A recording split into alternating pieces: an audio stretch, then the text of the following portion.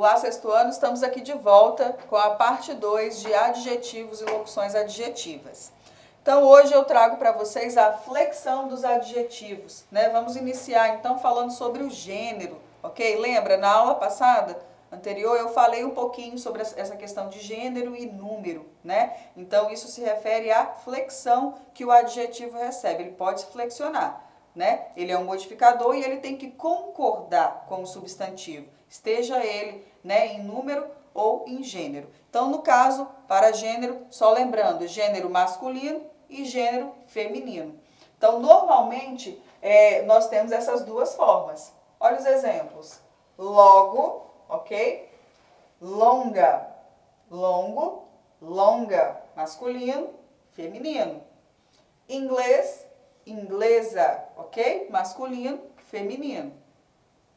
Há adjetivos que possuem uma única forma para o masculino e para o feminino, ok? Também temos essa situação. Ó, barco útil, ideia útil. Observem que o útil, ele não foi nem para feminino, nem para masculino. Ele é neutro, tá certo? Agora, quanto à questão de número, que é quando eu tenho singular e plural, né? A quantidade. Então, se ele está... né? Geralmente são usadas as mesmas regras para a formação no plural dos substantivos, que é o acréscimo do S no caso. Ó, barco longo, barcos longos.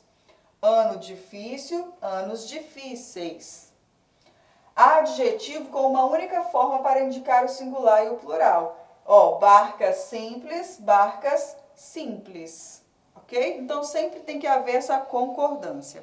Agora, falando um pouquinho sobre a classificação dos adjetivos, as formas que nos trazem, né?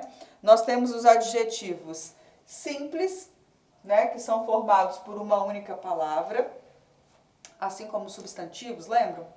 Então, formados por uma só palavra. Olha o exemplo que eu tenho. A jogadora se orgulha da camisa amarela. Amarela é um adjetivo simples, formado por uma única palavra. Agora, quando que ele vai ser um adjetivo composto? É quando ele for formado por mais de uma palavra. Olha o exemplo, o time verde e amarelo, né? Nós sabemos que verde e amarelo é a camisa da seleção. Então, podemos usar também para adjetivar como verde e amarelo, né? Ligado aqui pelo hífen. Então, são adjetivos compostos. O time verde e amarelo surpreendeu. Temos também aí os adjetivos primitivos, né? Que são aqueles que não se originam de outras palavras, né? Eles podem até dar origem, mas não são originados de outras palavras. Exemplo, sinal verde para largada. Ah, professora, é igual o que você disse lá, o simples?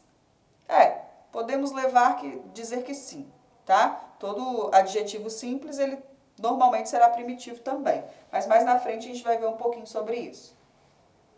Sinal verde para a largada. E adjetivos derivados são formados a partir de outras palavras. Lembra a palavra que dá origem a uma outra palavra?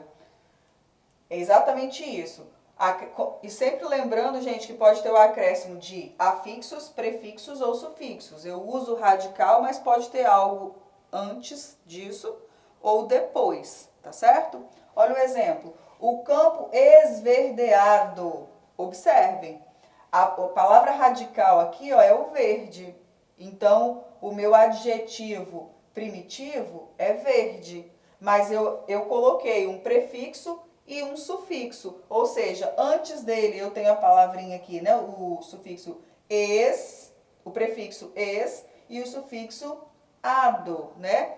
Elementos que vêm antes e depois do radical e que formam uma nova palavra. Então, o campo esverdeado encantou os jogadores. Esverdeado me lembra a palavra verde, que é primitiva. Então, ele passa a ser um adjetivo derivado. Adjetivos pátrios, né? Esse é o último de hoje. São os que referem-se ao lugar de origem, né? De pessoas, objetos, seres em geral. Lembra quando a gente compra aquele objeto e olha na etiqueta e está escrito assim, Made in China, né? Ou seja, vem da China, origem daquele produto, né? A pátria dele. Então, ele é chinês, ok? Então, tudo aquilo que em geral podemos relacionar em cidades, estados, países e continentes. Ó, recifense, aquele que vem de Recife. Carioca, aquele que vem da cidade do Rio de Janeiro. Português, que vem de Portugal. Africano, que vem da África. Nós somos, então, brasileiros, ok? Conto com vocês aí para as nossas próximas aulas. Um grande abraço.